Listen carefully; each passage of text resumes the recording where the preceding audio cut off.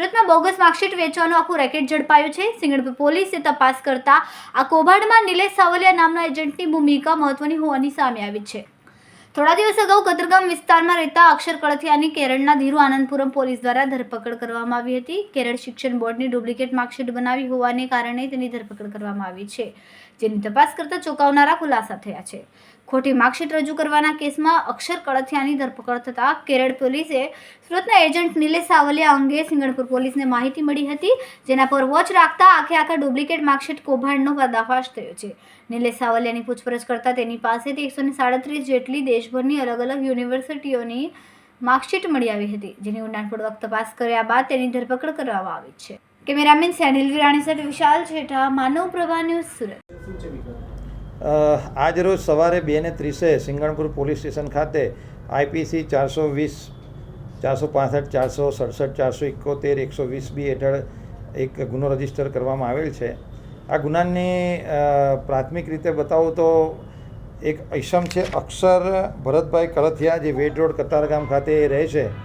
આ ઈસમ જે કેરળની અંદર તિરુવનંતપુરમની અંદર આરોપી તરીકે અટક થયેલ છે, જેની સામે આરોપ એવા હતા કે એણે ડુપ્લિકેટ માર્કશીટ કેરાલા શિક્ષણ બોર્ડની બનાવેલી હતી। તો એના મધર દ્વારા એક અરજી સિંગણપુર પોલીસ સ્ટેશન ખાતે આપવામાં આવેલી હતી। તો આ જે અરજીની તપાસમાં એવી વસ્તુ ધ્યાનમાં આવેલી હતી કે આ જે અક્ષર કળથિયાએ જે ડુપ્લિકેટ માર્કશીટ બનાવેલી એ સિંગણપુર પોલીસ સ્ટેશન વિસ્તારની હદમાં આવેલા નિલેશ મગનભાઈ સાવલિયા દ્વારા બનાવવામાં આવેલી હતી।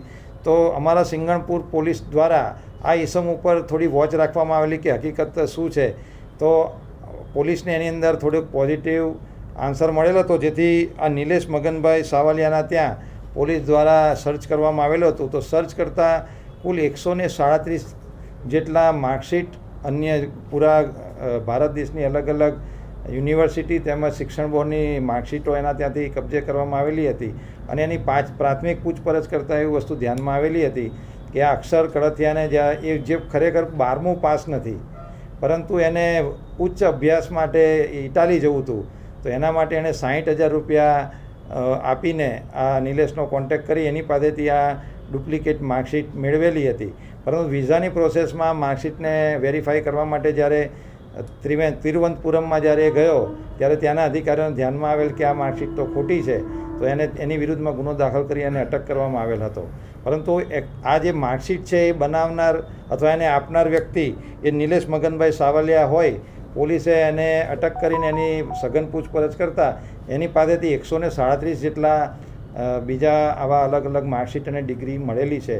અને એની પ્રાથમિક પૂછપરછ કરતાં તે બેઝિકલી 2011થી યશ એજ્યુકેશન એકેડમી નામે એક સંસ્થા ચલાવે છે, અને એના દ્વારા 2011થી આ રીતે જે આવા જરૂરિયાતમંદો હોય એ લોકોને ડુપ્લિકેટ માર્કશીટ અથવા ડિગ્રી અથવા સર્ટિફિકેટ એ પ્રોવાઈડ કરતો હતો।